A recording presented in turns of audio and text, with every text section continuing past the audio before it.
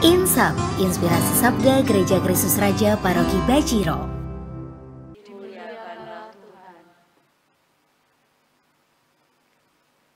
Ketika Yesus datang ke Nazaret, ia berkata kepada umat di rumah ibadat, "Aku berkata kepadamu, sesungguhnya tidak ada nabi yang dihargai di tempat asalnya.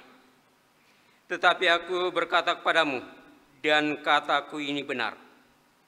Pada zaman Elia terdapat banyak janda di Israel, ketika langit tertutup selama 3 tahun 6 bulan, dan ketika bahaya kelaparan yang hebat menimpa seluruh negeri. Tetapi Elia diutus bukan kepada salah seorang dari mereka, melainkan kepada seorang janda di Sarfat di tanah Sidon.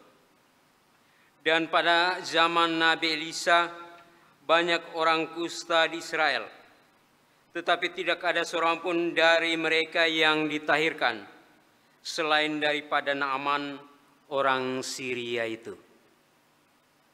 Mendengar itu, sangat marahlah mereka yang ada di rumah ibadat itu.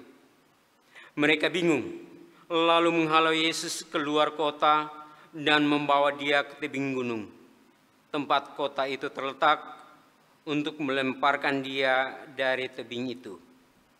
Tetapi Yesus berjalan lewat dari tengah-tengah mereka, lalu pergi. Demikianlah sabda Tuhan. Terpujilah Kristus.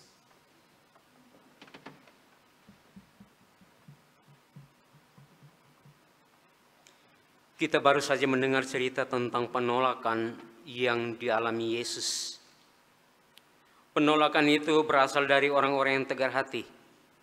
Mereka yang hatinya tertutup untuk melihat karya besar yang dijalankan oleh Yesus. Tetapi penolakan itu tidak menghentikan Yesus untuk terus melanjutkan karya misinya. Kita dalam hidup barangkali juga pernah mengalami pengalaman seperti Yesus. Pengalaman ditolak, pengalaman kegagalan, ketidakberhasilan, jatuh dalam berbagai persoalan.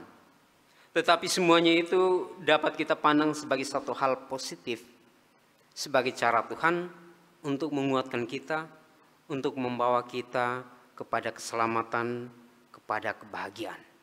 Dan cermin untuk kita itu adalah Naaman, seperti yang kita dengar dalam bacaan pertama tadi. Dia seorang asing, orang kafir yang tidak mengenal Tuhan, tetapi mendapat kesempatan untuk mengalami betapa Tuhan itu baik, karena ia percaya pada apa yang Tuhan kehendaki. Ia percaya pada jalan keselamatan yang ditunjukkan oleh Nabi, orang yang menunjukkan jalan kepada keselamatan itu.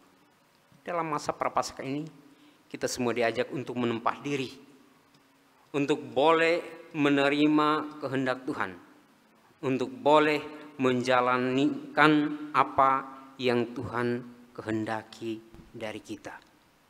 Barangkali kita juga harus mengoreksi hidup doa kita. Mungkin dalam doa kita mau supaya Tuhan menyelesaikan, melaksanakan apa yang kita kehendaki. Sebaliknya dari itu, doa yang paling otentik adalah meminta kekuatan dari Tuhan supaya boleh melaksanakan apa yang Tuhan kehendaki.